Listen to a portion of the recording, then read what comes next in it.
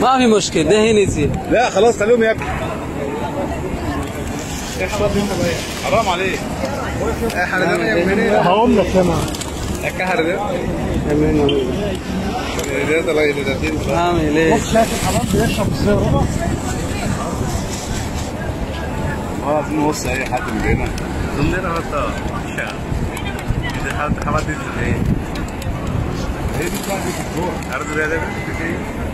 دكتور ما شاء الله.